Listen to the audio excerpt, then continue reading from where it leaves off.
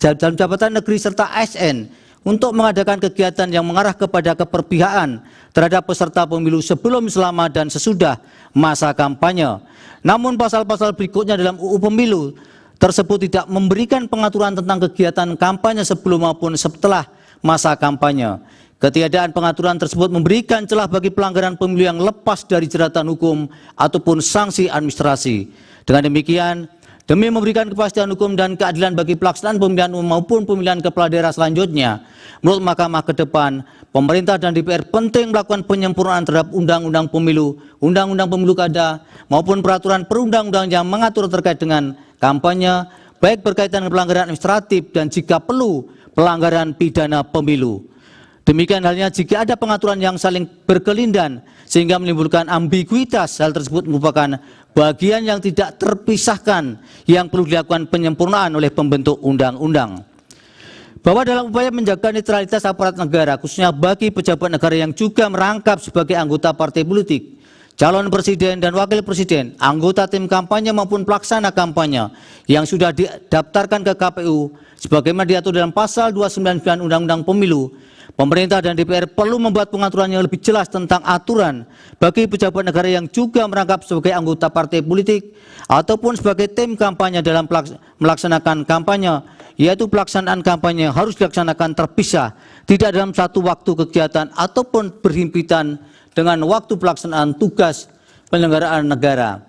Kedua kegiatan tersebut tidak dapat dilakukan dalam waktu bersamaan maupun berhimpitan karena berpotensi adanya terjadi pelanggaran pemilu dengan menggunakan fasilitas negara dalam kegiatan kampanye maupun menggunakan atribut kampanye dalam tugas penyelenggaraan negara menjadi terbuka lebar. Hal mana tergambarkan dalam kegiatan yang dilakukan oleh Menteri Perekonomian Erlangga Hartarto yang melakukan pembagian sembako dan juga setelah itu menghadiri kampanye Partai Golkar sebagai Ketua Umum, dan kegiatan dilakukan oleh Menteri Perdagangan dalam kegiatan APSI di Semarang sebagaimana terdapat dalam subparagraf 3.17.2 dan subparagraf 3.17.7 di atas. Bahwa dalam menarik kesimpulan terkait dengan dugaan pelanggaran pemilu terhadap suatu peristiwa, Bawaslu perlu mensundap standar operasional dan prosedur tata urut maupun visuanalisis yang baku dan memerhatikan berbagai aspek yang menjadi unsur adanya suatu pelanggaran pemilu, baik yang dilakukan sebelum, selama, dan setelah masa kampanye. Hal tersebut agar diperoleh hasil kesimpulan yang memiliki kebijakan yang kuat dan komprehensif atas suatu peristiwa yang diduga terdapat pelanggaran pemilu meskipun hasil kesimpulan tersebut dilakukan oleh anggota Bawaslu yang berbeda-beda. Oleh karena itu terhadap dalil aku pun Mahkamah tidak dapat menindaklanjuti dengan tanpa bukti-bukti yang diajukan oleh pemohon dalam persidangan. Berdasarkan seluruh uraian pertimbangan di atas telah ternyata selama berlangsungnya persidangan untuk perkara aku, terlepas dari penilaian Mahkamah mengenai tidak terbuktinya dalil pemohon, Mahkamah memandang bahwa netralitas aparat adalah aspek penting dari prinsip demokrasi yang melindungi kebebasan politik dan partisipasi masyarakat dalam proses politik. Tanpa netralitas, demokrasi dapat terancam oleh otoritarisme.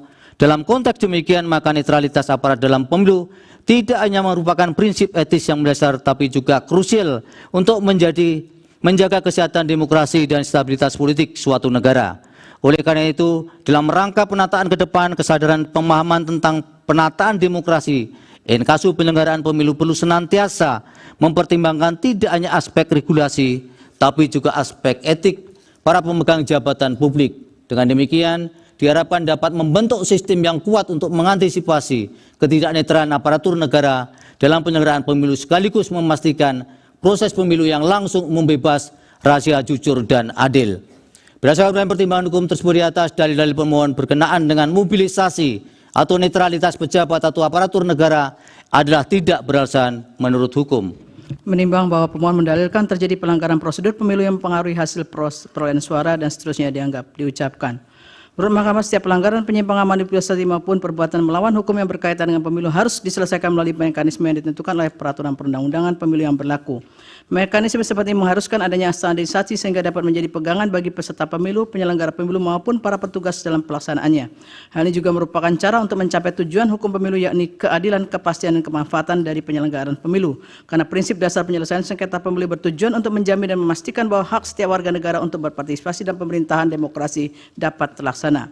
dalam menghadapi pelanggaran pemilu, penegakan hukum dan penyelesaian pelanggaran pemilu harus dapat memahami tentang alur penyelesaiannya serta lembaga yang menanganinya.